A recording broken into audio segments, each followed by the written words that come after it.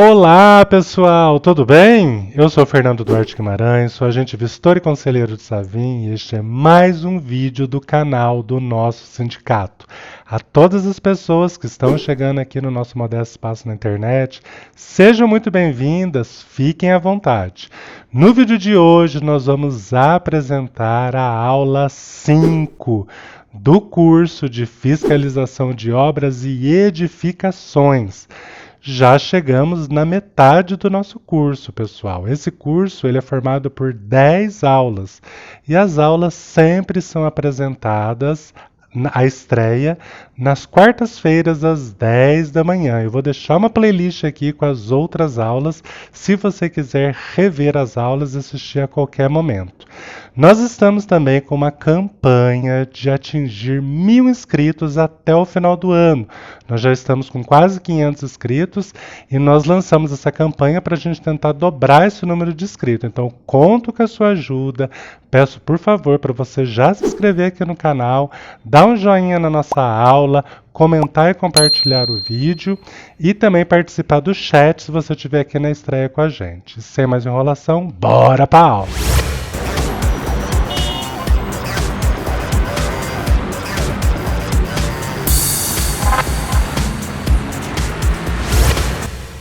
Olá, seja muito bem-vindo, seja muito bem-vinda a mais uma aula do curso Fiscalização de Obras e Edificações. Eu sou a professora Lucileila Queiroz e nesta aula nós vamos dar continuidade inicialmente aos conceitos que estavam sendo tratados nas aulas passadas sobre documentos de controle da atividade edilícia. Ficou faltando um pedacinho falar sobre alvará de autorização e o cadastro dos equipamentos, então nós vamos finalizar esse tema. Depois nós vamos falar da suspensão dos prazos de validade desses documentos de controle da atividade edilícia. Na sequência falaremos sobre revogação, cassação, anulação, perda da eficácia, perda da validade e cancelamento desses documentos que são concedidos pela prefeitura, autorizando aí, regularizando ou dando regularidade às atividades edilícias. Depois nós vamos falar sobre o direito de início de obras e terminar falando sobre alguns procedimentos especiais, ok? Então vamos lá, vamos continuar. Então vamos lá, vamos dar início. Nas aulas anteriores, então, nós vimos quais foram os conceitos de alvará de aprovação, alvará de execução, certificado de conclusão, de regularização, de acessibilidade e de segurança. Vimos quando que esses documentos eles são exigidos e como deve ser feito aí a questão da identificação, do conhecimento.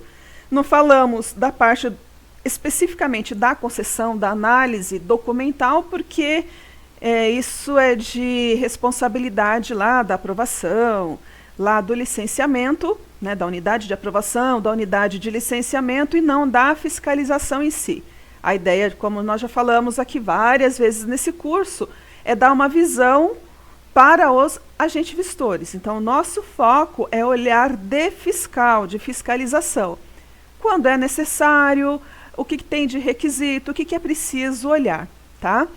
Então, vamos falar sobre alvará de autorização, que ficou faltando, e o cadastro e manutenção de equipamentos. Eu só vou inverter um pouquinho a ordem. Vou falar primeiro sobre cadastro e manutenção dos equipamentos. Na sequência, eu falo sobre alvará de autorização, ok? De acordo com o Código de Obras, então, para fazer a implantação de um equipamento, e aí nós já vimos o conceito de equipamento, é aquilo que é integrado à edificação, mas não é considerada uma edificação, porque não é construção. Mas esses equipamentos, eles podem ser permanentes ou transitórios. Independente se é permanente ou transitório, obrigatoriamente é necessário que esses equipamentos eles sejam cadastrados no sistema da prefeitura. Qual é o procedimento de cadastro? Não vou falar, porque tem lá o procedimento, isso realmente não vai nos interessar. O que nós precisamos saber é, esses documentos, esses equipamentos, eles precisam ser cadastrados, mesmo porque isso é pré-requisito para a concessão de outras autorizações. Então, se é feita a implantação de um equipamento permanente, elevador, por exemplo, né, elevador de pessoas, é necessário antes que esse elevador ele seja cadastrado no sistema da prefeitura. Se é um equipamento transitório, vamos falar daqui a pouquinho, que aí não é alvará, mas é uma autorização de implantação, mesmo assim, esses equipamentos precisam ser previamente cadastrados no sistema da prefeitura. Quais são os equipamentos cujo cadastro, né, é obrigatório? Primeiro, equipamento mecânico de transporte permanente, tais como elevador, escada rolante, plataforma de elevação, sistema de estacionamento mecânico vertical, tem até a foto aqui. E aí já vou fazer um destaque só para você entender a sistemática aqui dos slides. O que eu coloquei em azul é complementação do decreto regulamentador, que regulamenta o Código de Obras, a Lei 16.642, tá? Então, o que está em preto foi tirado do Código de Obras e o que está em azulzinho foi complementado pelo decreto. Então, como existe a complementação do decreto, nós temos que observar, então, a legislação integral, né? Então, se o decreto acrescenta aí mais um item, devemos observar também esse item que foi acrescentado. Tá? Então, e número 2 aqui, tanque de armazenagem, bomba, filtro de combustível, equipamentos afins. Complementando, então, aqueles 2 itens que foram colocados pelo Código de Obras, o decreto ele trouxe mais, na verdade ele especificou, né, um pouco mais o que é aquilo que estava falando no Código de Obras. Então ele fala o seguinte, que os equipamentos cujo cadastro e manutenção são obrigatórios são tanques estacionários de armazenamento de produtos químicos inflamáveis, combustíveis perigosos, na fase líquida ou gasosa, e precisa ter mais do que 500 litros. Então, se não tiver esse volume superior a 500 litros, ou se os produtos a serem armazenados não forem inflamáveis, combustíveis ou perigosos, não vai precisar fazer o cadastro, tá? Então, olha bem o que está escrito na lei.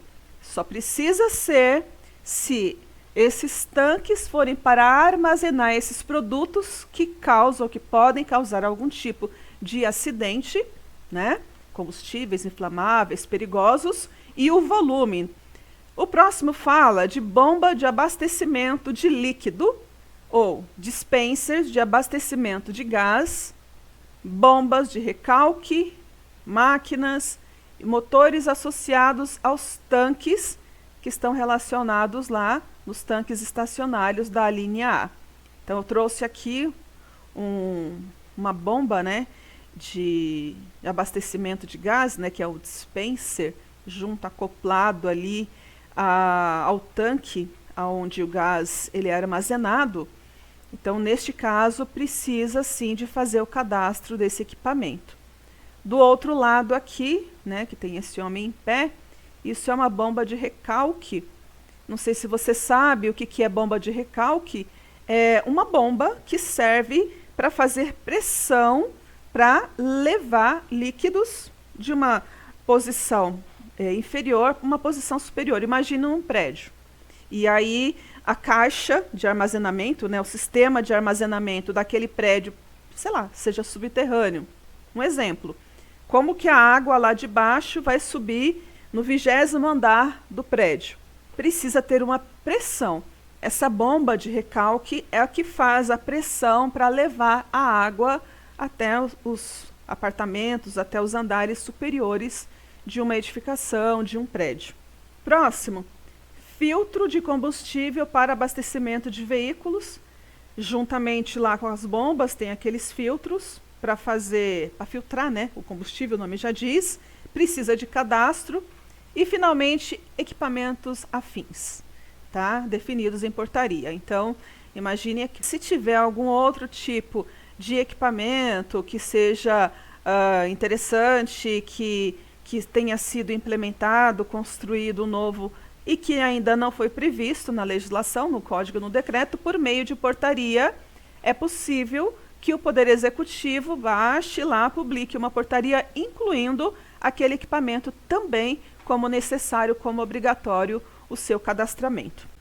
O cadastro de equipamentos ele precisa ser renovado, que é o chamado de manutenção do cadastro. De acordo com a legislação, se o elevador e os equipamentos mecânicos de transporte são permanentes, tá? Então, o elevador é permanente, a escada rolante é permanente, aquela plataforma de elevação ela é permanente, precisa fazer a renovação a cada 1 ano. E no caso de tanque de armazenagem, combustível, bomba, filtro de combustível e os equipamentos relacionados, né, os equipamentos afins, equipamento do Sistema Especial de Segurança, não sei se você conhece, se você já viu, mas existem alguns sistemas de segurança que precisam ser implantados em algumas edificações de acordo com o grau de perigo que tem, com o grau de segurança ou de insegurança, né? Vamos falar assim, da questão da insegurança relacionado lá à higiene, saúde, segurança no trabalho. Então, por exemplo, se nós estamos falando de uma fábrica que mexe com produtos químicos, e esses produtos, eles exalam gases. Esses gases não têm cheiro, não têm cor. Precisa ter um sistema de segurança que faz a detecção dos gases. Porque geralmente os gases eles são tóxicos, como não tem cheiro, como não tem cor, pode contaminar as pessoas. Dependendo do tipo do gás, pode ser inclusive inflamável ou explosivo. Se tiver contato com algum material que possa causar explosão, pode acontecer um acidente. Então precisa ter esse sistema que faz a detecção do gás. Tem também aquele sistema de hidrantes, né, que são instalados para evitar, no caso, se for necessário, né, no momento lá de um sinistro, de um incêndio, para apagar o fogo. Tem o sistema também de segurança relacionado a detectar aumento de temperatura. Então, se a fábrica ela trabalha com caldeiras, coisas que têm temperaturas muito altas, também tem o sensor, e aquele sensor ele apita quando a temperatura ela atingir um determinado grau, né, de calor, para evitar que aconteça um superaquecimento, uma explosão no local de trabalho. Então, esse equipamento de sistema especial de segurança é mais ou menos isso, aqueles splinters que tem detector de fumaça, se caso verificar, né, identificar a fumaça, ele já automaticamente liga, né, e sai a água em forma de chuveirinho. Então, esses são sistemas especiais. E alguns exemplos, né, de sistemas especiais de segurança. Nestes casos, então, o prazo de validade é 5 anos e precisa ser renovado a cada 5 anos. Se você chegou lá para fazer a fiscalização, e aí, primeiro, você pediu o cadastro e não tem, o equipamento ele está implantado e não tem o cadastro, já é uma infração. Se ele tem o cadastro, ele fez o cadastro inicial, mesmo porque, né, para conseguir o alvará, para conseguir o alvará de aprovação e execução, para conseguir o alvará de autorização de funcionamento, ele vai previamente ter que cadastrar. Se não cadastrar, é documento obrigatório, não vai ser deferido. Então, imagine que ele fez o cadastro inicial, mas não renovou. Então, a falta de manutenção deste cadastro, que é a renovação do cadastro de acordo com o prazo de validade, também é uma infração. Se você chegar lá, o cadastro não foi renovado, aquele equipamento ele está em situação irregular, passível de fiscalização.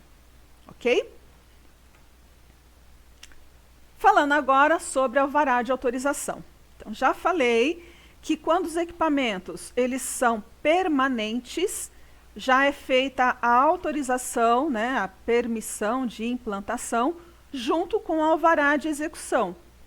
Então, ou de obra nova ou de reforma, já é feito junto. Mas se esse equipamento ou essa edificação, né, que não é só equipamento, aqui fala de edificação também, não for permanente, for transitória, não é alvará de execução. Aí o nome é alvará de autorização. Então a prefeitura autoriza que aquele equipamento ou que aquela edificação funcione, seja utilizada durante um determinado período de tempo. Passou aquele período de tempo, finalizou, ele é desmontado e ele é levado para outro local. Ok? Então aqui fala no inciso 1º que o alvará de autorização ele é necessário para implantação ou utilização. Então, se você vai fazer a implantação de uma edificação transitória, lembra que nós falamos que edificação transitória é aquela que não tem caráter permanente. O exemplo aqui é o estande de vendas, né, que ela pode ser montado e desmontado. Então, neste caso, precisa de alvará de autorização. Ou então, a utilização de um equipamento transitório precisa também de um alvará de utilização. Trouxe como exemplo aqui de equipamento transitório a grua, né? Que é aquele guindaste que é utilizado para transportar as cargas, os materiais de construção mais rapidamente, né? Levar para cima e transportar muito mais rápido do que se os operários eles fossem levar de forma braçal. Então aqui são 2 exemplos que precisa de alvará de autorização. Mas olha só que interessante. O item 1 aqui, o inciso 1, fala que o estande de vendas ele precisa de alvará de autorização mesmo se ele for implantado no mesmo local da obra. Olha que interessante. Então tem lá o canteiro de obras, né? Então, se o canteiro, daqui a pouco a gente vai ver a questão do canteiro de obras, mas imagine que a obra está sendo realizada no imóvel para onde foi aprovada e tem o alvará de aprovação e execução. Então, ela está sendo construída ali. Se o dono do empreendimento, o responsável do empreendimento, decidir colocar um ponto de venda naquele mesmo terreno, ele precisa de tirar uma autorização independente. Então, alvará de autorização para aquele estande de vendas, mesmo que seja no local de implantação da obra, no local da onde o empreendimento está sendo construído, ainda assim precisa de alvará de autorização. O segundo item fala de utilização temporária de edificação licenciada para uso diverso. Opa, o que significa isso? Trouxe aqui um exemplo para a gente ter uma ideia, só para você visualizar comigo, né? O que seria essa utilização temporária de uma edificação licenciada para uso diverso. Trouxe aqui a foto lá da Basílica, né, da Aparecida, tanto que, né, nem é aqui na cidade de São Paulo, mas somente para vocês imaginarem comigo que tenha uma igreja, ok? Essa igreja, ela tem autorização para funcionar, então tem um alvará de funcionamento certinho, e ela tem lá uma quantidade de vagas de estacionamento para os seus fiéis, ok? Mas aí, e pensa comigo, que esse exemplo é muito doido para você imaginar mesmo, para facilitar o entendimento. Aí, o padre, o pastor desta igreja, resolve fazer uma parceria com uma empresa revendedora de veículos. E aí o que eles fazem? Eles utilizam o estacionamento da igreja para fazer revenda de veículos. Coloca lá todos os veículos, abre aquele evento naquele momento para aquele tipo de atividade. Eles têm autorização para vender carro ali? Não tem. Autorização para que é? Para a igreja. Então, o imóvel em si, né, a igreja em si tem autorização para local de reunião, O estacionamento ele é obrigatório no sentido de que está obedecendo a legislação, que fala lá da quantidade de vaga de estacionamento, de acordo com a quantidade de construção, de área construída, está respeitando tudo certinho. Mas para a igreja, não tem autorização para comercialização. O uso aqui é diferente. Então, está licenciado para igreja, mas a utilização da atividade neste local foi feita não vou chamar aqui de desvirtuamento, tá? Então, imagine que eles queiram fazer isso de forma regularizada, tudo certinho. Eles vão entrar na prefeitura e vão pedir um alvará de autorização. Se for possível, permissível, que aquela atividade que se quer licenciar temporariamente for possível e permitida naquele imóvel, naquele zoneamento, é concedido o alvará de autorização durante aquele período específico. Acabou o período do alvará de autorização, aquela atividade não poderá mais ser desenvolvida no local e vai ter que voltar à atividade anterior, que seria a igreja. Agora eu vou trazer para vocês um exemplo mais factível sobre a utilização temporária de edificação licenciada para uso diverso. Imagine um estacionamento que tenha licença de funcionamento e funcione normalmente, regularmente, como estacionamento. Durante um determinado período, ele cede o espaço que era utilizado, licenciado, para a instalação de um circo. Então, durante esse período de funcionamento desse circo, naquele local, precisa do alvará de autorização. E esse alvará de autorização é aquele alvará de autorização regulamentado pelo decreto 49.969, que fala sobre alvará de autorização de realização de eventos, ok?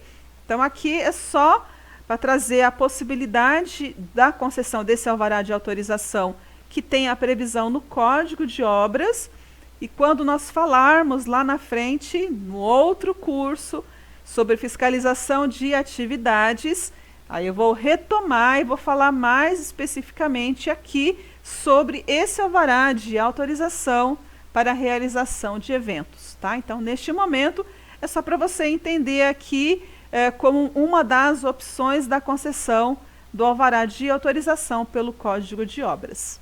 Ok? Que mais que precisa de alvará de autorização? Avanço de tapume sobre parte do passeio público. Tá, como assim? Tá construindo, se coloca, nós falamos já, né, que o tapume ele serve para proteção, para segurança das pessoas que estão passando na rua, para que nada caia, né, sobre as pessoas, para que elas não entrem no local da obra, que é um lugar inseguro e sofra algum tipo de acidente. Se o tapume for colocado no alinhamento do imóvel, vai precisar de alvará de autorização? Não vai, tá? No alinhamento, não tem problema, pode fazer tranquilamente que não precisa de autorização. Mas, se o tapume ele avançar o passeio público, imagine que chegou o momento de fazer lá os arremates finais, né, a parte de finalização da obra na fachada do prédio. E aí, obrigatoriamente, tem que fazer o fechamento pelas questões de segurança, como já falado. Vai ter que recuar um pouco esse tapume e vai ter que avançar o passeio público. Neste caso, para a utilização do passeio público, precisa de autorização, tá? Se tiver um avanço do tapume no passeio sem autorização, fiscalização, ok? Procedimento fiscal. Próximo, avanço de grua sobre o espaço público. Vou voltar aqui para você ver o desenho da grua, né? Então, tá vendo aqui, ó, a imagem, desenho não, né? A imagem, a foto da grua. Pensa comigo que durante esse espaço, né, de movimentação da grua, onde ela está carregando esse material, e aqui embaixo pensa que são materiais de construção, alguns equipamentos que são utilizados ou que serão utilizados na obra. Se isso, por algum acaso, está projetado no espaço público, pensando que espaço público é utilizado pelo público, pelo povo, pelas pessoas. Nossa, isso é óbvio, eu sei que é óbvio, mas é para a gente entender. Então, o espaço que é utilizado pelas pessoas não pode ter avanço da grua, né? Toda a parte do equipamento que faz parte dela não pode. Eu trouxe aqui 2 exemplos, só para vocês verem, de acidentes que aconteceu de carro estacionado na rua e que deu problema na grua, a grua quebrou e o material foi lançado, arremessado em cima dos carros. Se tem uma pessoa passando na hora, se tem alguém dentro desse carro, olha aí o acidente. Então, se por acaso for necessário o avanço da grua em algum espaço que é utilizado pelo público, precisa de autorização, porque os técnicos da prefeitura vão analisar todas as condições de segurança, se está sendo respeitado, até mesmo a questão de isolamento daquele espaço, para que as pessoas não entrem lá e para evitar aí qualquer tipo de acidente como esse que eu trouxe para vocês olharem. Ok? Então, alvará de autorização, caso a grua avance sobre um espaço público. Mais um. Instalação de canteiro de obra e estande de vendas em imóvel distinto daquele que a obra está sendo executada. Então, peraí, vamos entender. Se eu aprovei um projeto de construção de uma edificação nova, de uma reforma, em um determinado terreno, e tenho o alvará de aprovação, alvará de execução, aprovadíssimo, então eu posso implantar o meu canteiro de obras, que nós já vimos o que é, né? Se você não lembra, vai lá na aula 2. Então eu posso implantar o canteiro de obras dentro daquele imóvel onde a minha obra está sendo executada? Posso. Mas eu vou precisar de alvará de autorização para esse canteiro de obras dentro do terreno aonde a obra está sendo executada? Não. Mas imagine que o canteiro de obras é em local diverso do local de execução da obra. Nossa, como é isso? Eu vou te dar um exemplo que aconteceu lá em Perus. A Sabesp, uma concessionária, estava fazendo um sistema de ampliação da rede, não lembro se era a rede de água ou se era a rede de coleta de esgoto, mas era da rede da Sabesp. E aí eles estavam fazendo o serviço de corta via, passa a tubulação e faz o conserto. O material, o local, o alojamento, onde eles guardavam, né, os materiais, as coisas, o escritório, tudo aquilo que faz parte do canteiro de obras, eles colocaram em um imóvel particular. Pegaram um imóvel particular e usavam aquele imóvel como canteiro de obras. Então, para este lugar, precisa de alvará de autorização? Precisa. Nossa, mas eu vou fazer uma construção aqui, ó, de madeira, de madeirite. Precisa ainda assim, tá? Se o local da obra for diferente do local utilizado como canteiro de obras, o canteiro de obras precisa de alvará de autorização. E também estande de vendas, tá? Se o estande de vendas precisa até mesmo no local onde o empreendimento está sendo construído, ainda mais se ele tiver em local diverso, né? Diferente. Então, se o prédio está sendo construído aqui, mas o estande de vendas está em outro terreno, aquele estande de vendas, que é uma edificação de caráter transitória, precisa também de alvará de autorização. Então, voltando aqui. Cadê? Aqui, no caso da grua. Então, avanço de grua sobre o espaço público. Vai conseguir um alvará de autorização para utilizar a grua se não tiver feito o cadastro anterior? Não vai conseguir. Então, primeiro faz o cadastro que a gente já viu, para depois entrar com pedido de alvará de autorização.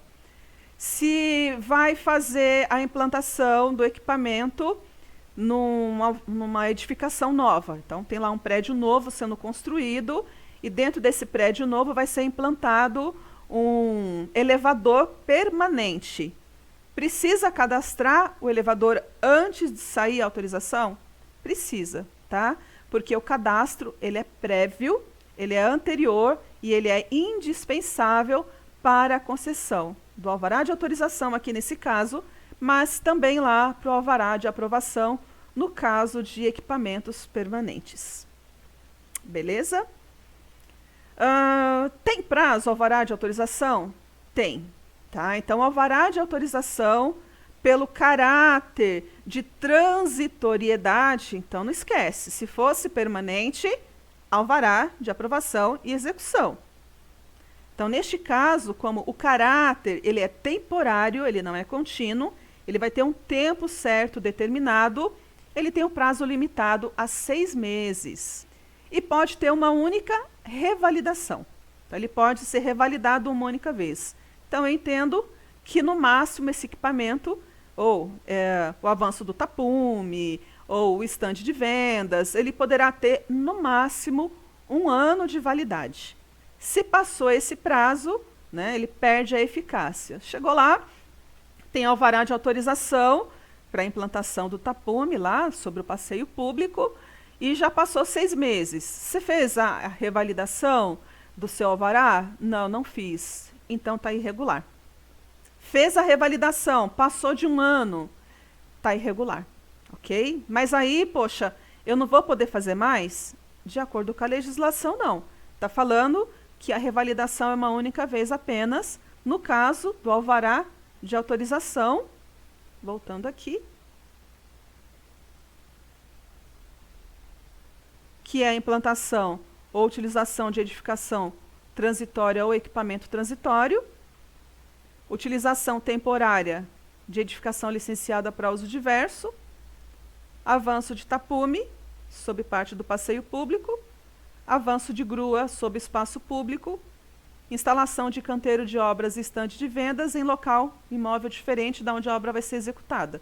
Então, nesses casos, o caráter transitório não permite que esse prazo seja muito longo, por isso a legislação ela determina esses 2 prazos. 6 meses, podendo ser revalidada uma única vez.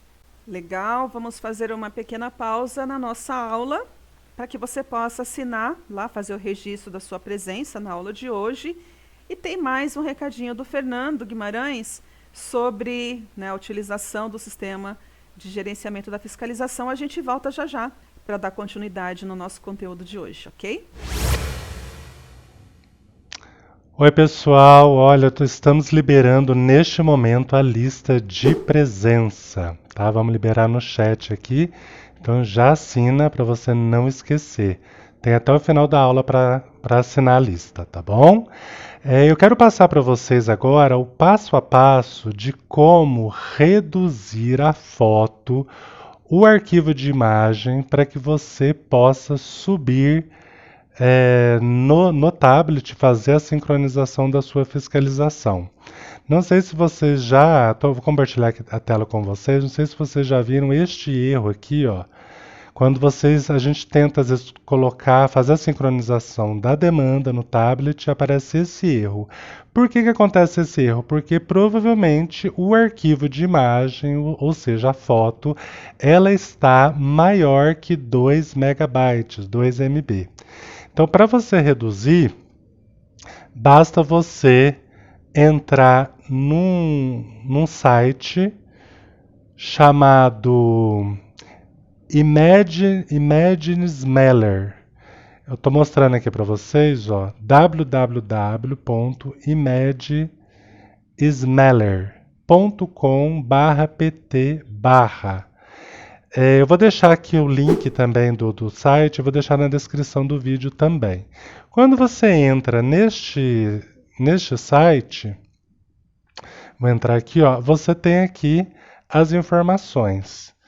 Compactar imagens é recomendado para otimizar a velocidade do carregamento. Aqui tem Compact Imagens em PNG, JPEG, GIF, TIFF, online de graça. Esse site é completamente gratuito e é seguro, tá, gente? Outras pessoas na internet também indicam para fazer essa compactação de imagens aqui. Então você vai em selecionar arquivos, clica nesse botão verde aqui, selecionar arquivos. Aí você pode selecionar o arquivo tanto dos seus arquivos, quanto da galeria, quanto dos seus arquivos. Então eu vou selecionar aqui os arquivos meu do Google Fotos. E aí eu vou em fotos. E aí eu vou pegar uma foto aqui só para mostrar para vocês um exemplo desta foto aqui, ó. Eu fiz a compactação, demora alguns segundos. Olha lá, ó, concluído. Quando der concluído, ao lado de concluído, você vai ver que está escrito download e vai estar 1,67 MB foi reduzido para 1,06 MB, ou seja, teve uma redução de 36%. Caso você faça isso e o seu arquivo ainda fique maior, você pega essa foto que você já reduziu e repete o processo que ela vai reduzindo. Para você ter acesso a essa foto menor, né, reduzida, você clica em Download, nessa parte azulzinha aqui. Aí ele já vai baixar o arquivo. E você baixa o arquivo normalmente, ela iniciando o download. E aí você utiliza essa foto para você colocar na sua demanda e aí você não vai ter mais aquele erro, tá? Se você tiver alguma dúvida, basta perguntar aqui no chat ou nos comentários. Obrigado, boa aula. Muito bem! Estamos de volta para dar continuidade à nossa aula. Na primeira parte da aula nós terminamos os conceitos dos documentos de controle da atividade edilícia, falamos de alvará, de autorização e falamos do cadastro e manutenção dos equipamentos permanentes. Vamos agora dar continuidade falando inicialmente sobre direito de início de obras. Vamos lá então? Direito a início de obras. Então, rapidamente aqui, só para a gente entender o processo, como funciona de análise de um pedido, na expedição de um documento de controle de atividade edilícia. A pessoa ela vai entrar com o processo, que é a autuação, depois que é feita a análise inicial. Se o processo ele estiver em situações já de aprovação, ele já é aprovado imediatamente. Se faltar algum documento, faltar alguma coisa, algum tipo de complementação, aí é emitido o comunique-se, né? A prefeitura vai publicar um comunicado para a pessoa falando o que está faltando. Ou documento, ou alguma modificação no projeto, né? Que não está de acordo. A pessoa faz o atendimento do comunique-se e aí depois a prefeitura vai analisar o pedido, se o pedido é deferido ou se o pedido é indeferido.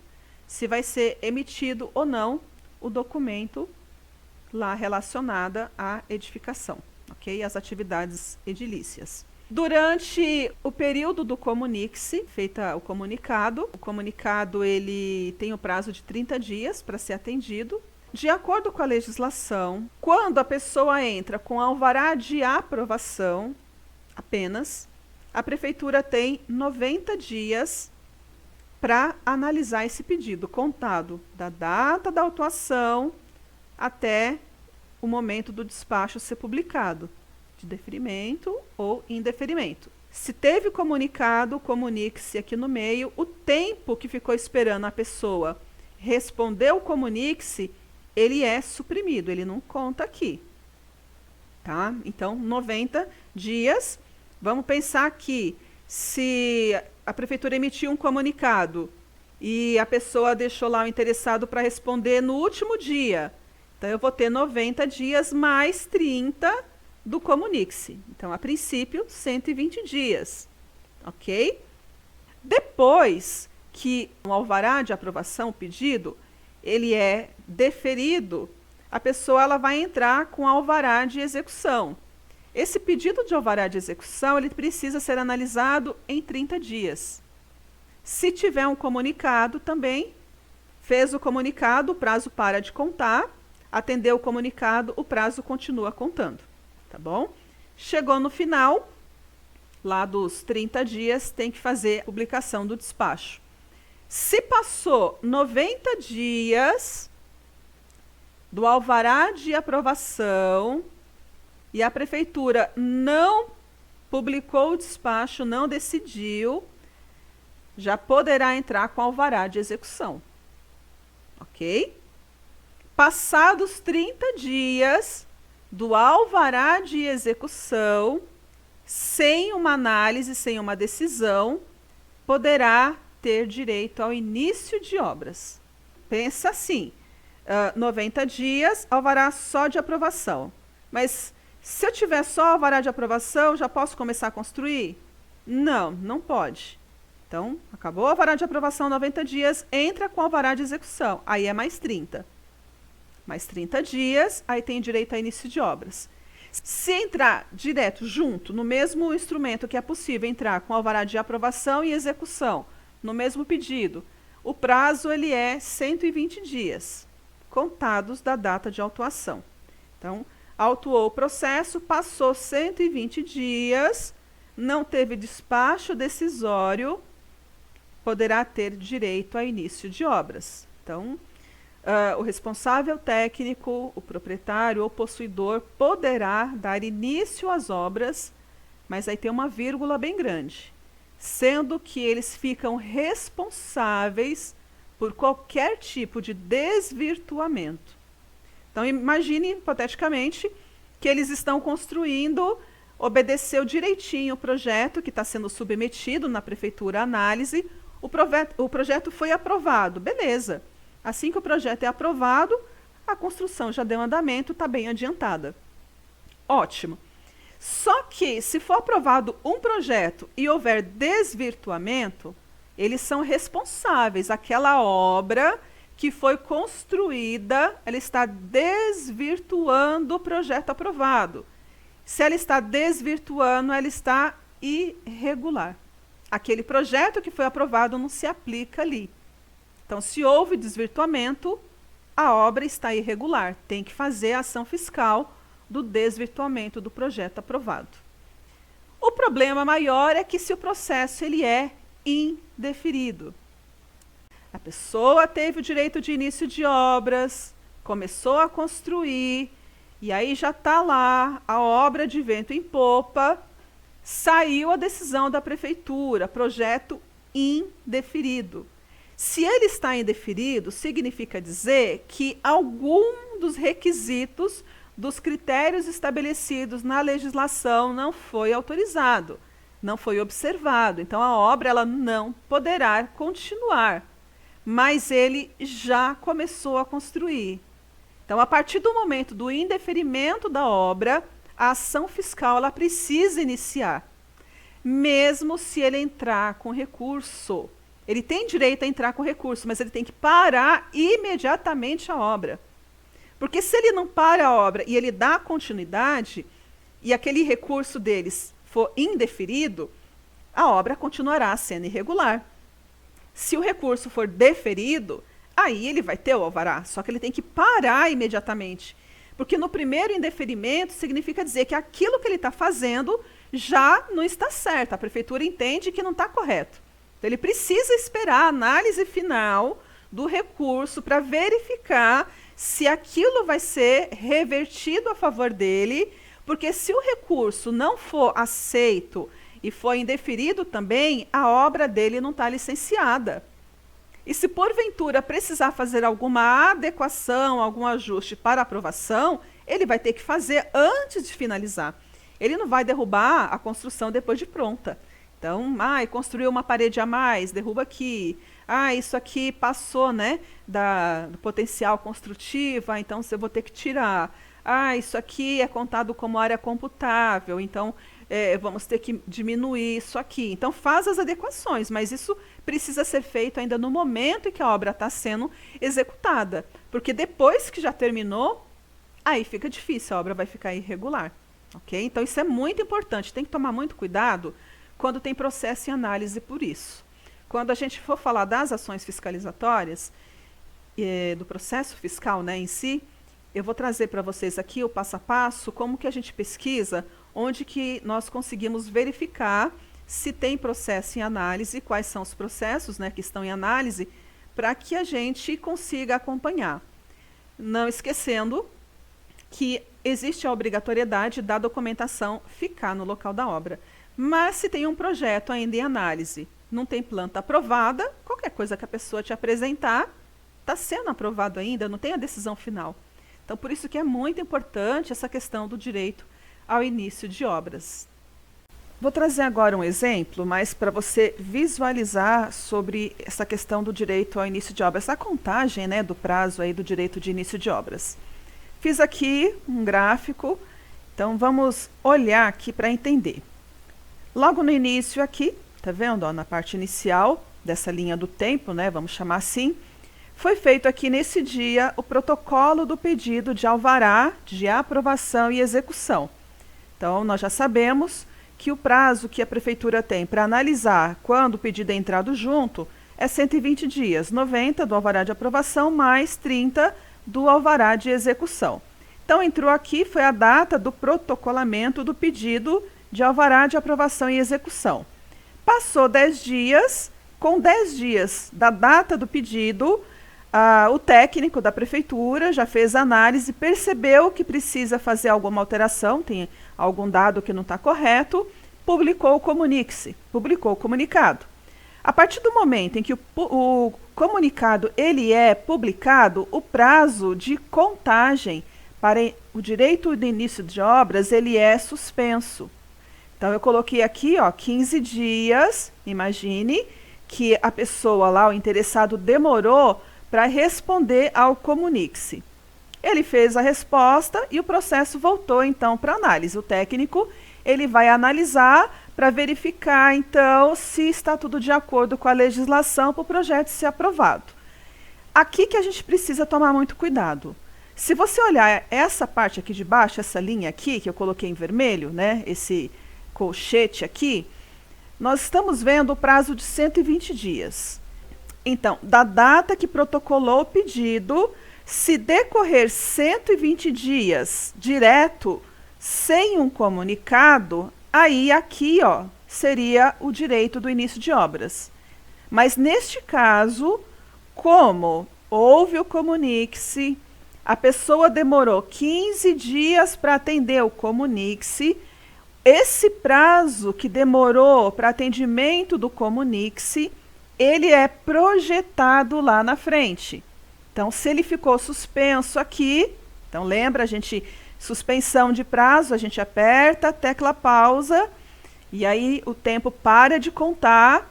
Quando ele volta a contar, a gente aperta de novo a tecla pausa, e o tempo volta a contar novamente. Então, esses 15 dias que o tempo ficou parado aqui, o prazo ficou parado na contagem, ele vai ser contado lá na frente.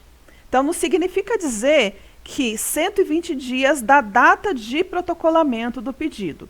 Você vai ter que olhar quando o processo ele foi protocolado, você vai ter que olhar se houve um prazo de comunicação, né, se houve um despacho de comunicação, quando é que esse comunicado ele foi respondido para depois continuar a contar o prazo.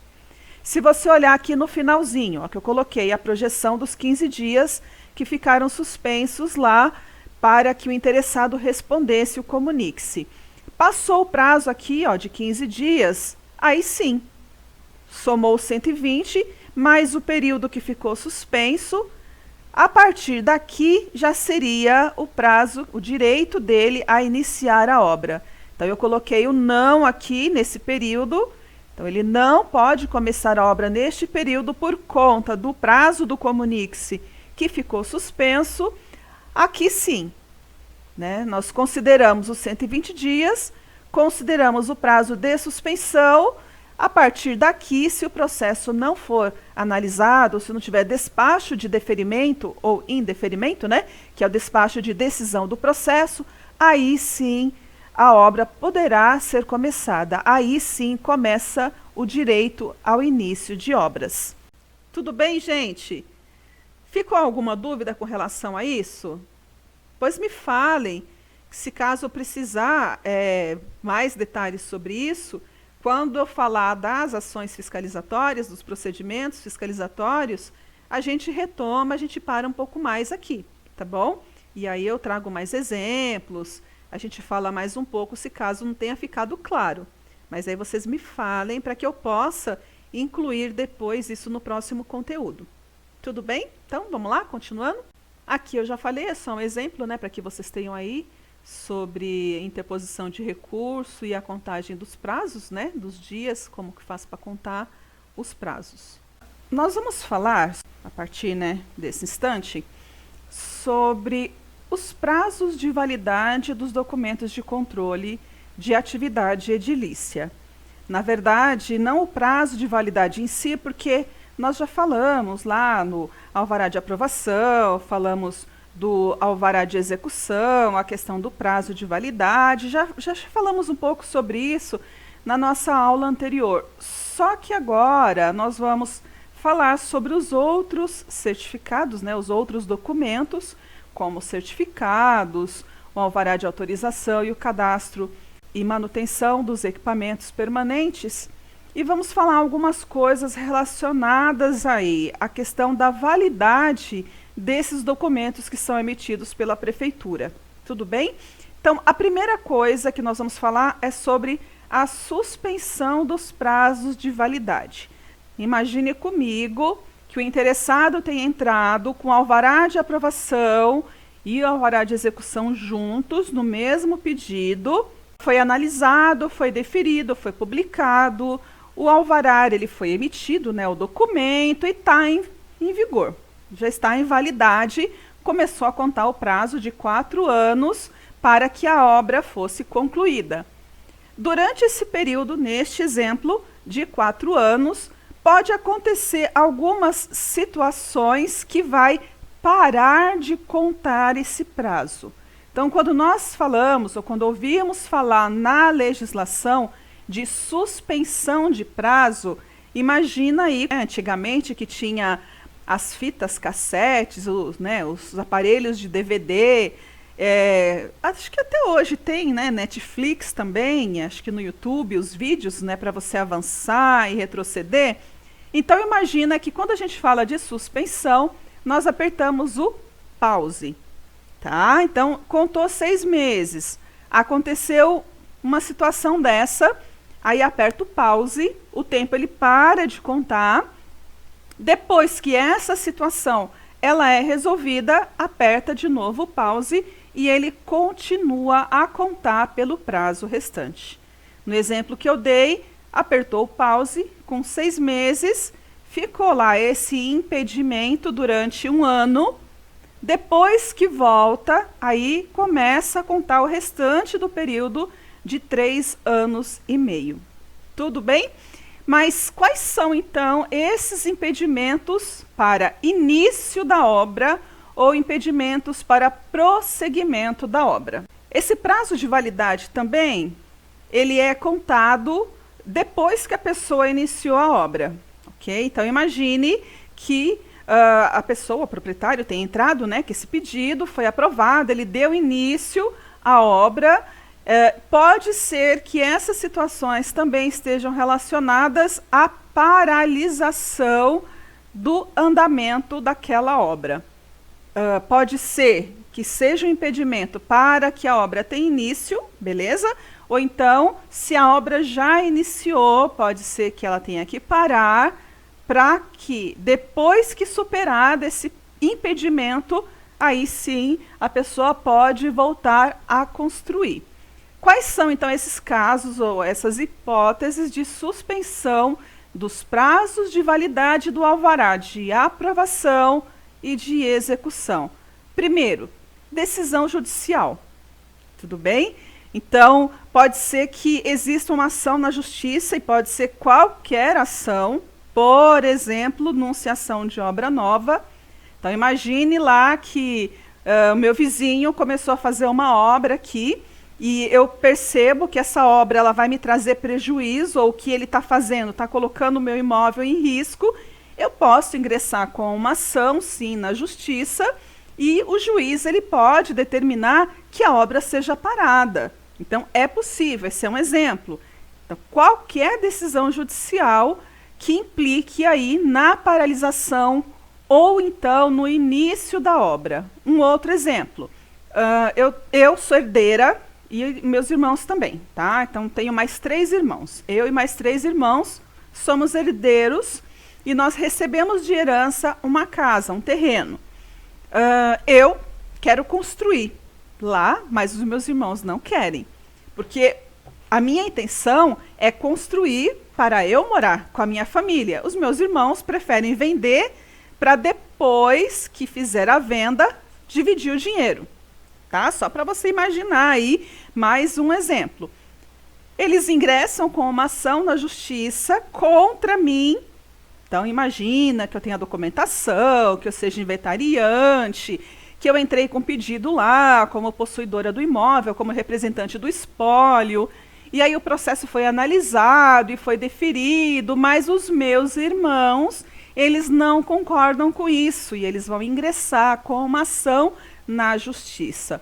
O juiz, ele pode determinar até que essas questões se resolvam, né? Quando o imóvel ele é objeto de um litígio, de uma discussão jurídica, o juiz ele pode determinar, sim, que não seja feita nenhuma obra, nenhuma nova construção, ou aquela construção que está em andamento, ela deva ser paralisada até que haja a decisão final relacionada ali ao objeto da ação, que seria o imóvel. Então, essa é a primeira hipótese. A segunda é no caso de calamidade pública. Foi decretado estado de calamidade pública no local onde aquele imóvel está situado, porque aconteceu um acidente muito grande, ou um sinistro muito grande, sei lá, uma grande enchente, que deixou os imóveis sem condições de habitabilidade, um tsunami. Imagine aí o que você quiser com relação à calamidade pública. Então, quando houver calamidade pública, decretada a calamidade, o interessado ele não tem condições de dar continuidade na obra dele. Nem é porque ele não quer, é mais por conta das condições do momento. Não dá para ele continuar construindo, por exemplo, se está tudo cheio d'água, inundado. Ou então, se aconteceu lá um tsunami, destruiu tudo. Precisa passar esse período de calamidade, onde a situação de normalidade ela vai voltar, né? Então, aquela situação ela volta ao normal, e a partir do momento que esse estado de calamidade ele for suspenso, a obra ela vai poder retomar, e o prazo ele retoma também a contagem. Lembra que os prazos dos processos administrativos ficaram suspensos durante a pandemia? É mais ou menos isso, para você ter uma ideia, né? O que aconteceu mais ou menos conosco, né, até com as ações fiscais, com os processos administrativos durante o período da pandemia. Então, o período foi suspenso para análise e andamento dos processos. Quando o período voltou a contar, naquele momento em que parou, ele teve continuidade. É isso. E a terceira possibilidade aqui, declaração de utilidade pública ao interesse social. Essa declaração de utilidade pública é conhecida como DUP. Às vezes você pode ter ouvido falar DUP, DUP, DUP, e não sabe o que é.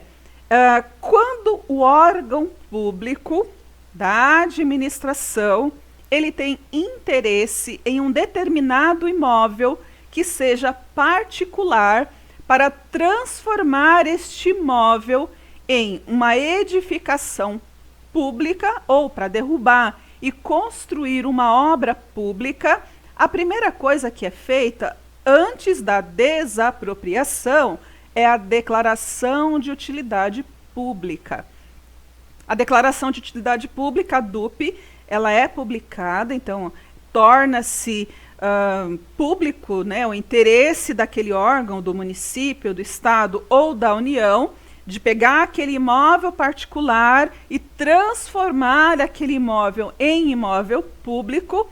Então ele vai gravar, vai dizer, olha, eu, prefeitura, por exemplo, tenho interesse nesse imóvel aqui para que neste lugar aqui seja construída uma UPA, para que seja construída uma AMA, por exemplo, ou para que seja construída uma escola, né? Então, essa área aqui nós temos interesse, vamos fazer um projeto aqui de implantação de um equipamento público e para isso precisa ser desapropriado. Desapropriação é tirar do nome da pessoa, do particular, passar aí para o domínio, para a propriedade do órgão público mediante compensação financeira. Mas aqui é só para você entender que a simples declaração de utilidade pública, ela já grava o imóvel, no sentido de, existe lá um alvará de aprovação e edificação aprovado para ser construído um prédio de 10 andares em um determinado terreno. Se a prefeitura ou o estado declarou aquilo de utilidade pública, imagine que vai passar um viaduto ali, vocês acham que eles vão permitir que esse prédio seja construído para depois ser derrubado? Vai acabar ficando muito mais caro do que simplesmente cessar ali a obra. Então, a declaração da utilidade pública imediatamente ela vai impedir a obra ou de iniciar, ou se ela já houver iniciado, ela tem que paralisar. Tudo bem? E a questão do interesse social também. Então, é a declaração aí de interesse social, declaração de que aquele imóvel ele passa a ser de interesse da sociedade e que vai ter sim uma destinação coletiva, não vai ser mais particular, ele vai passar pelo processo de transferência dessa propriedade para passar para o domínio, né, para a propriedade do órgão público que vai instalar ali aquele equipamento social. Tudo bem, gente? Suspensão dos prazos? Vamos lá, então, continuamos. O tema aqui, ó, revogação, cassação, anulação, perda da eficácia, perda da validade, cancelamento dos documentos de controle da atividade edilícia. Por que eu trouxe todos esses temas aqui como subtítulos? Porque a lei, ora fala de revogação, ora fala de cassação, ora fala de anulação desses documentos que foram emitidos, ora fala em perda de eficácia, ora fala em cancelamento, ora fala em perda de validade dos documentos. Quais? Alvará, aprovação, execução, autorização, certificados, conclusão, regularização, acessibilidade e segurança e cadastro dos equipamentos permanentes. Beleza? Então eu fiz aqui um resumão, depois nos slides tem a lei, eu trouxe, né, a parte da própria legislação, mas aqui nesse momento tem um resumão para a gente tentar entender aí esses termos e como que eles são aplicados em qual tipo de documento. Tudo bem? Vamos lá. Primeiro, esses documentos de controle da atividade edilícia, eles podem ser, diz a legislação, a qualquer tempo. Então é possível, depois da sua emissão, que ele seja, primeiro, revogado. Tá? Então a gente vai lembrar um pouquinho aqui, né, das aulas de direito administrativo, para a gente entender que esses documentos nada mais são do que atos administrativos. E aqui nós aplicamos o mesmo entendimento dos atos administrativos. Neste caso aqui, os atos administrativos, quando eles são praticados por agentes públicos, por servidores públicos, eles podem ser revogados. Então, ele foi praticado e aí ele é revogado. Ele vai deixar de ter eficácia, ele vai deixar de valer porque ele foi revogado. Essa revogação desses documentos aqui do Código de Obra, a legislação diz que pode ser feito no caso de relevante interesse público. Lembra no slide passado que eu falei da declaração de utilidade pública, da DUP? Então imagina que aquele imóvel ele foi declarado de utilidade pública e existe lá um alvará de aprovação e execução deferido para lá. Com a DUP, o prazo foi suspenso, mas teve o procedimento de desapropriação.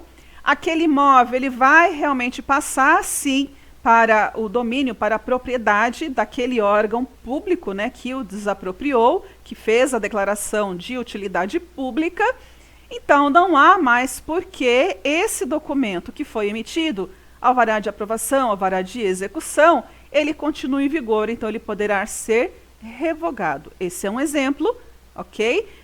Qualquer tipo de interesse público que seja relevante, tá? Importante, imprescindível, os documentos emitidos eles podem ser revogados. Alvará de aprovação, execução, certificados. Tudo bem? Próximo. Os documentos eles podem ser cassados. Então, a cassação é depois que o documento foi emitido, por algum motivo de responsabilidade da pessoa que fez o pedido, do proprietário, do possuidor ou do técnico habilitado, tá? Então, eles fizeram alguma coisa ou deixaram de fazer alguma coisa, por isso, aquele documento que foi emitido, ele passa a ser considerado desvirtuado ou então desobedecido. Neste momento é possível ele ser cassado. Aqui então, primeira possibilidade da cassação é o desvirtuamento. Vamos pegar lá um alvará de aprovação e execução. Então nós sabemos que ele tem validade junto com as peças gráficas, com a planta aprovada pela prefeitura. Ótimo. Você chega lá e vai verificar a conformidade da obra.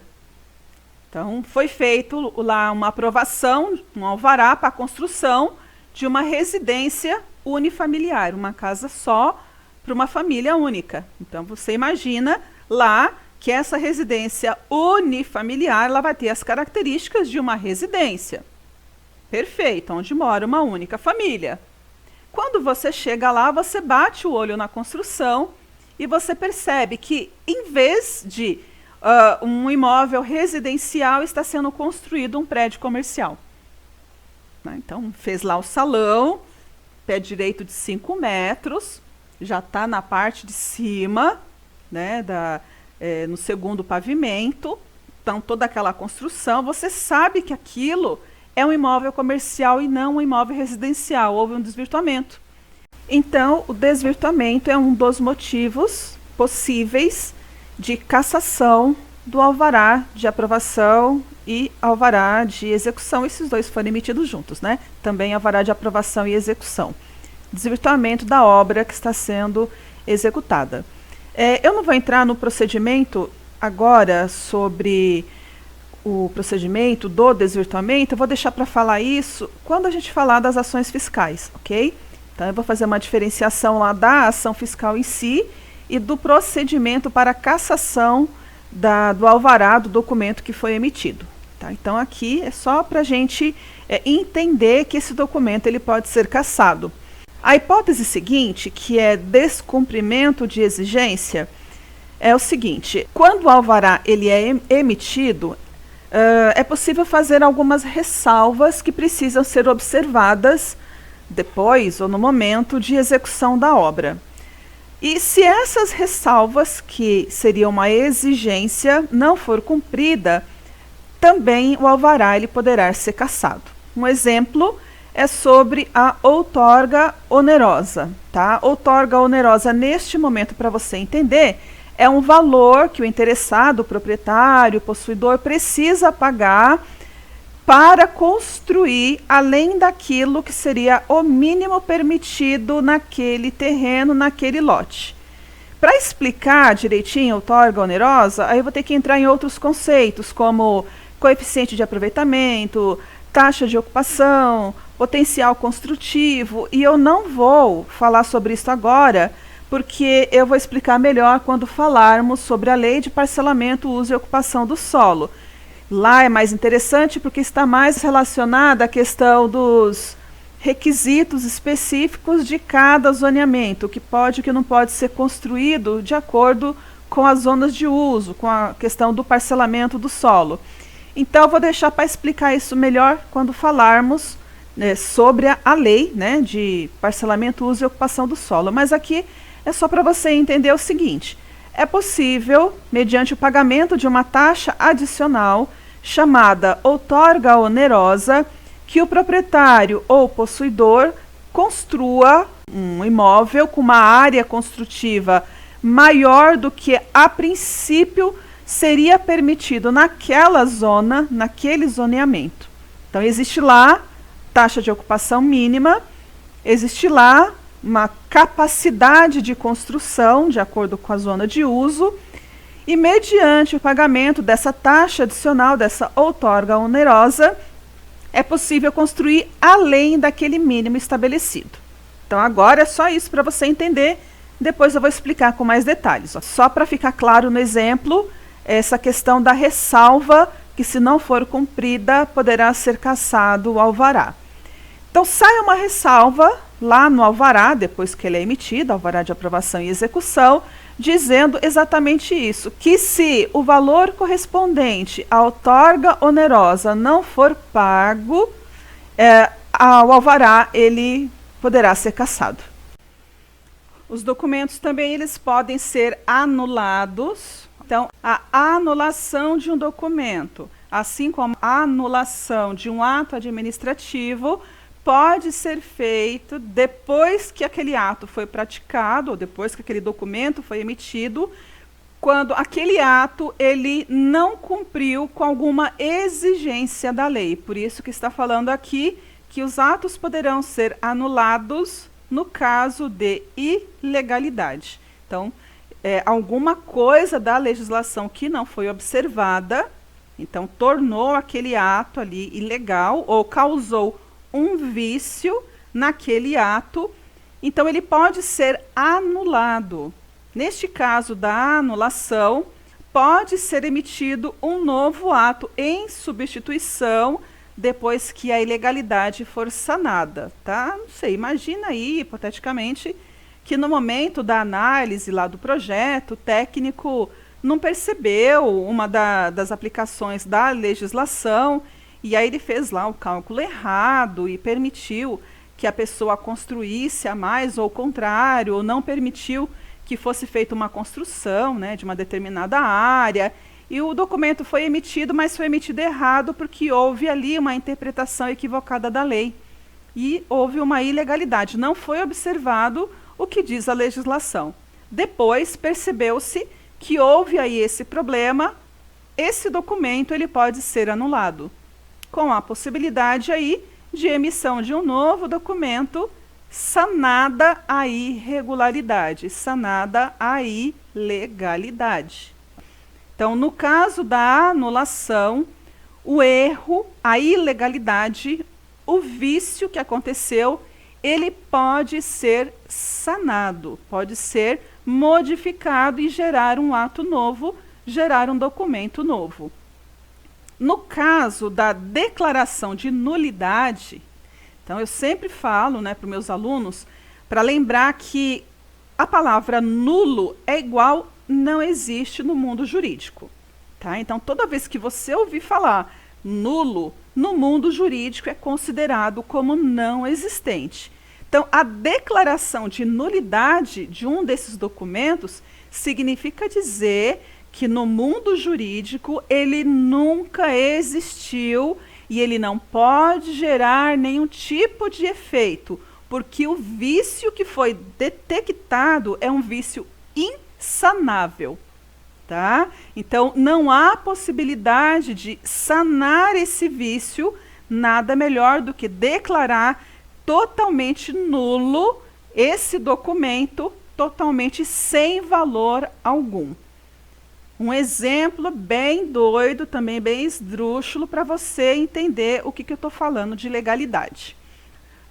De quem é a competência nas subprefeituras de conceder um alvará de aprovação e execução? Nas subprefeituras, a competência de deferimento dos pedidos de alvará de aprovação e execução é do supervisor de uso do solo e licenciamento, o supervisor que vai publicar o despacho de deferimento ou de indeferimento desses pedidos. E lá no setor de aprovação tem, né, o supervisor de uso do solo e licenciamento, tem o chefe da aprovação, tem os arquitetos, né, da aprovação que fazem análise, que são os técnicos responsáveis por esta análise. E tem lá o pessoal do expediente que auxilia na parte administrativa. Tudo bem? Imagina que chega lá o projeto, em vez de um técnico habilitado a analisar, esse projeto ele é analisado por aquele servidor administrativo. Ele não tem formação para isso, ele não tem competência legal para analisar um projeto. Mas imagine comigo que ele assim o faça. E mais do que isso, ele não só analisou o projeto, como ele deferiu o projeto e ele mandou publicar aquele projeto, aquele alvará, perdão. Então o alvará foi emitido, foi publicado, porque ele foi analisado por uma pessoa incompetente, no sentido de não ter competência legal, e ele foi publicado, deferido por uma pessoa que não tem competência legal. Ele é incompetente naquele caso para a publicação daquele despacho. É possível validar isso? Não é. Por quê? Porque esse documento ele é completamente viciado e esse vício ele é insanável. Vai ter que iniciar todo o procedimento e aí sim passar para o técnico, né, competente para analisar. Tem as propostas de deferimento e aí quem tem a competência para a publicação, autoridade competente, vai publicar o deferimento. Aí sim esse documento vai passar a valer. Então, declaração de nulidade, vício insanável. Não é possível que aquele erro que foi constatado, ele seja arrumado, tá? Então, tem que ser declarado nulo. Declarou nulo significa dizer, isso aqui nunca existiu. Isso aqui, esse documento, ele não tem valor nenhum, ele não pode ser utilizado porque ele não tem valor legal nenhum. Tudo bem? Continuamos lá. Perda da eficácia. O Código de Obras fala de perda da eficácia quando fala dos certificados. Lembra do certificado de conclusão, certificado de regularização, certificado de acessibilidade e certificado de segurança? Então, nós vimos lá os momentos, né, que esses certificados eles são emitidos. O de conclusão é quando a obra ela é executada, né, que precisa de alvará de execução, terminou a obra, tem o certificado de conclusão, que é aquilo que a prefeitura vai dizer que o imóvel está pronto para ser utilizado. O certificado de regularização é aquele que a prefeitura vai analisar o projeto, vai analisar a construção depois que ela foi feita, que exigia alvará de execução, mas foi construída totalmente irregular, sem um alvará, mas é possível fazer a regularização depois se obedecer o que diz a legislação. Se o imóvel está de acordo com a legislação em vigor, é possível regularizar. Então, emite-se o certificado de regularização dizendo que o imóvel ele está regular. Certificado de acessibilidade é aquele que diz que o imóvel ele sofreu as adaptações necessárias para a adequação daquele imóvel às necessidades das pessoas com deficiência ou mobilidade reduzida. E o certificado de segurança foi emitido quando a prefeitura ela verifica que foram feitas adaptações lá de instalação daqueles sistemas especiais de segurança. Tudo bem? Tranquilo? Quanto perde a eficácia? Então imagine que foi emitido um certificado de conclusão. Tem lá uma casa, sobradinho, 2 quartos, sala, cozinha, banheiro, garagem para 2 carros. Tem lá o certificado de conclusão depois que ele foi construído. Teve tudo certinho, alvará de aprovação, alvará de execução e o certificado de conclusão. A obra está linda, perfeita, maravilhosa. Mas aí o proprietário resolveu fazer um puxadinho.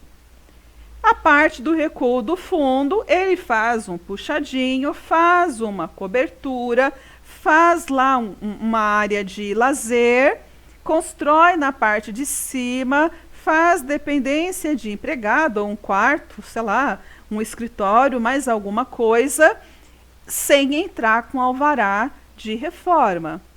Quando chega lá para verificar o certificado de conclusão que foi emitido, foi para a obra que foi construída.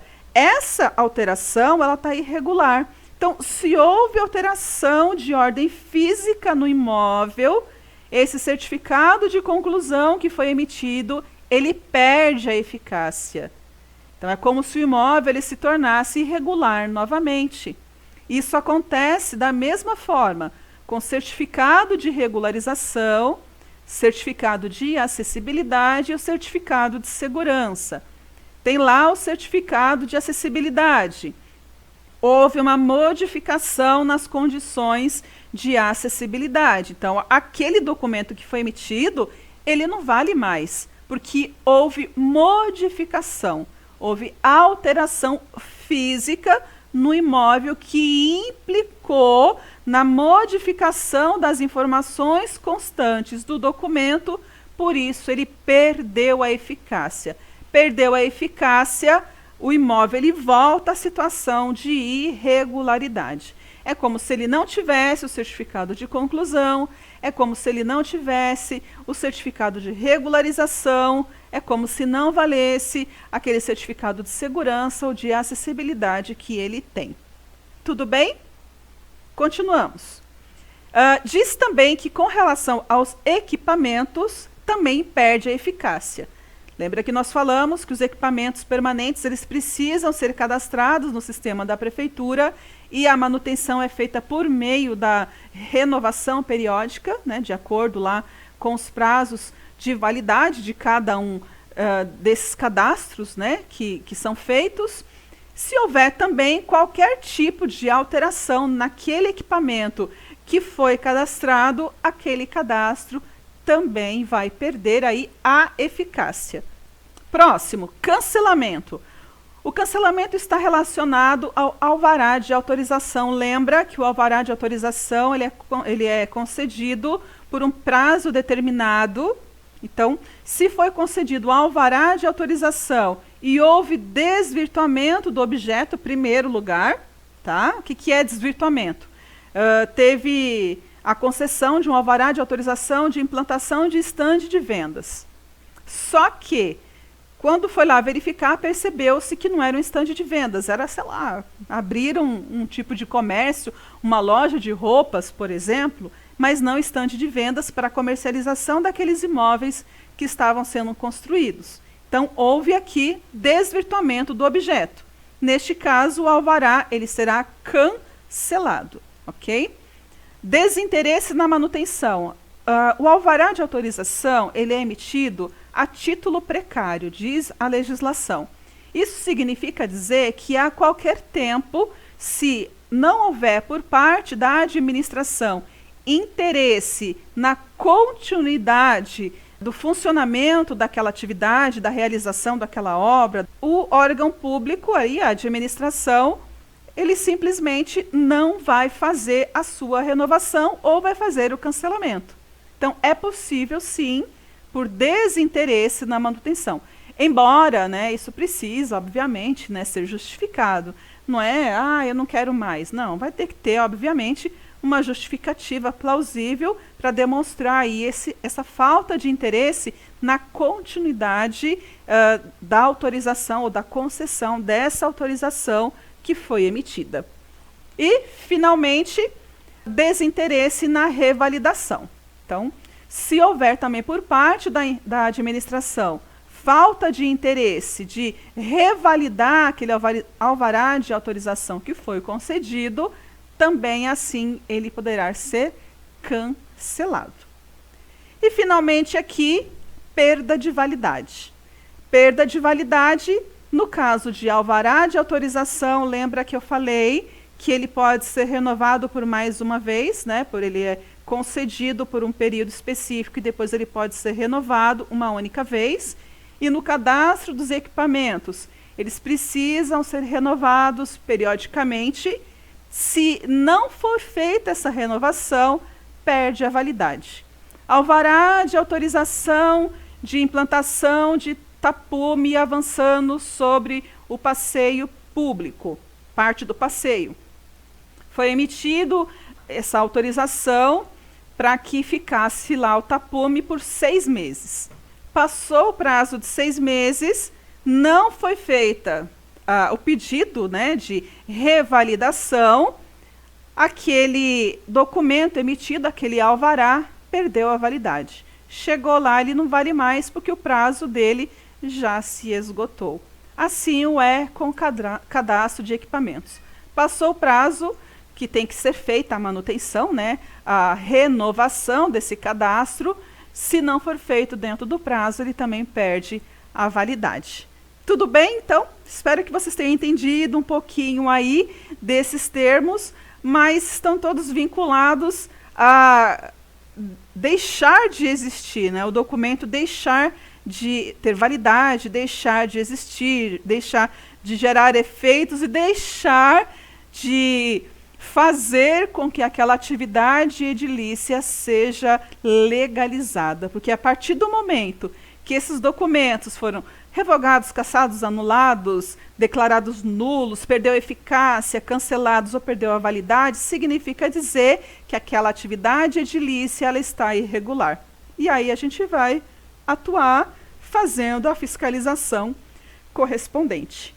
Uma coisa interessante também é o artigo 67 do Código de Obras, fala o seguinte, que é a questão da responsabilidade de informações falsas, né? Então, as declarações que as pessoas precisam assinar lá, apresentar no momento de fazer o pedido lá do Código de Obra, né? O possuidor, o proprietário ou os profissionais técnicos habilitados, segundo a legislação, a responsabilidade, ela, além de ser administrativa, com a aplicação de penalidade, né, de multa, também tem a possibilidade aí de sanções criminais.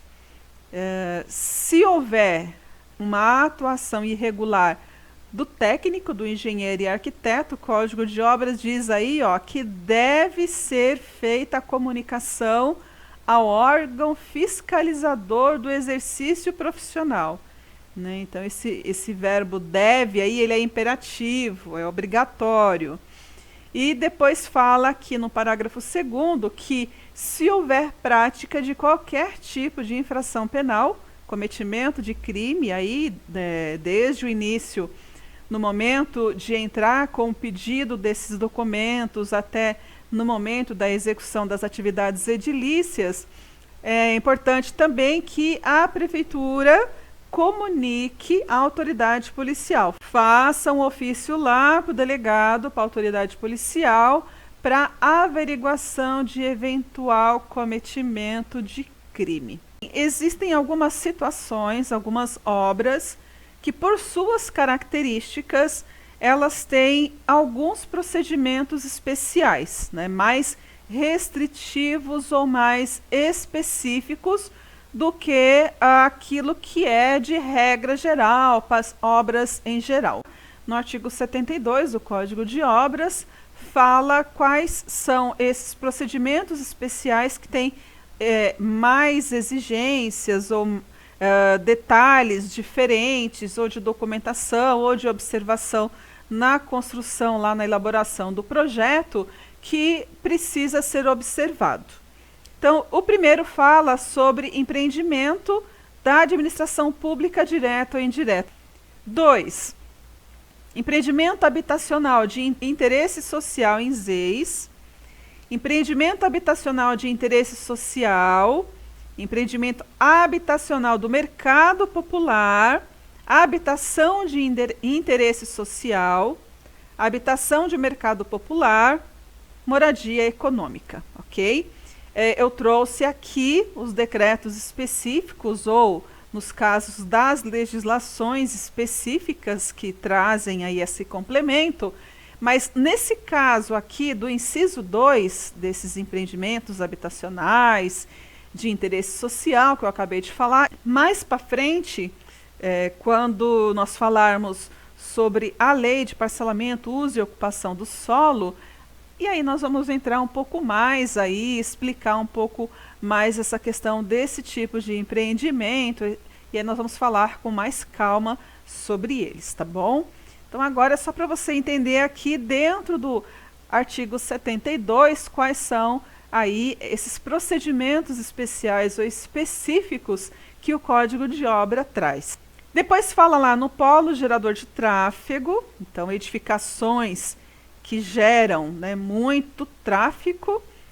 O outro, empreendimento gerador de impacto ambiental ou então empreendimento gerador de impacto de vizinhança, né, que causa incomodidade à vizinhança.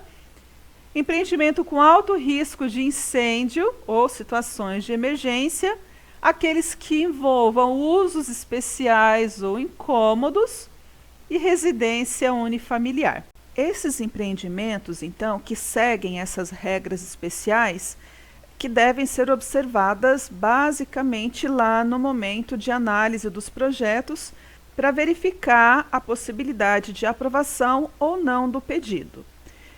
Eu trouxe alguns exemplos, não vou falar aqui porque a aula vai se estender demais, mas se vocês observarem nos slides que eu disponibilizei para vocês, tem mais algumas características, né, que eu trouxe aí dessa legislação específica que tratam desses empreendimentos especiais, ok? Então tem alguns exemplos aqui. Se vocês tiverem interesse, vocês vão lá, deem uma olhada. O que importa, na verdade, para a gente, com relação a esses empreendimentos especiais, é que existe sim um procedimento diferenciado para ser analisado e aprovado, tem documentos específicos que precisam ser apresentados, mas para nós, para a fiscalização, isso não vai levar muito em consideração, porque independentemente aí do processo de aprovação, dos documentos que precisam ser analisados, dos requisitos que a legislação específica exige, nós vamos verificar o final, que é a emissão desses documentos ou não. Tudo bem? Só uma coisa que eu gostaria de chamar a atenção, na verdade eu não vou falar agora, eu vou deixar também para falar na aula da fiscalização em si, que é sobre fiscalização das obras públicas, que são as obras públicas construídas em imóveis públicos, né? Que a princípio nós não fiscalizamos, a princípio eles seguem aí a legislação específica, mas não é o fiscal da prefeitura que vai fiscalizar obra do Estado, nem obra da União, nem mesmo obra de uma outra secretaria, olhando lá se tem alvará de aprovação, alvará de execução. Então existe uma documentação específica que eles têm lá, que precisam apresentar, embora essas obras elas precisam observar o Código de Obra, sim. É necessário sim ter um técnico habilitado, um profissional, né, engenheiro, arquiteto, para fazer o projeto e para fazer o acompanhamento da construção, da edificação, mas não é exigido alvará de aprovação e alvará de execução, ok? Então, não vamos lá fiscalizar, né, uma obra de construção de uma escola do Estado e pedir alvará de aprovação e alvará de execução. Se porventura identificarmos qualquer tipo de problema, de falta de segurança na obra, que isso venha a comprometer mesmo a segurança das pessoas, dos vizinhos, dos transeuntes, da população em si, nós enviamos ofício àquele órgão responsável, da prefeitura, do Estado ou da União, para que sejam tomadas as providências. Mas não vamos lá fazer embargo da obra, não vamos lá fazer aplicação de multas para estes órgãos públicos, tudo bem? Mas aí quando a gente falar da ação fiscal mesmo em si, aí eu vou trazer mais alguns detalhes e vou falar um pouquinho mais sobre isso relacionado lá ao nosso procedimento. Então é isso, pessoal. Terminamos mais uma aula, né? A aula de hoje. Agradeço a tua participação, agradeço a tua companhia. E se você tiver alguma dúvida, não esqueça, pode entrar em contato aqui por e-mail, por telefone, ou deixa marcado aqui, lá no Google Classroom, aonde você preferir. Faça lá seu comentário, deixa a sua dúvida, que eu te respondo com certeza, tá bom? Um grande abraço para você, fique bem e a gente se vê na semana que vem. Até lá! Muito bem, pessoal. Então essa é a aula que a gente queria trazer para vocês hoje. Espero que vocês tenham gostado. Neste momento nós vamos colocar o link dos exercícios para a turma 1 fazer. Tem o prazo até amanhã às 18 horas. Também está sendo encerrada a lista de presença para as pessoas que estão assistindo e precisam de certificado, então esse é o momento que encerra a lista. Agradeço muito de você ter ficado até o final aqui com a gente, muito obrigado. Deixa aqui nos comentários o que vocês estão achando. Deixa um like pra gente também, por favor, um joinha para a professora. E muito obrigado, até semana que vem, fique bem, até a próxima.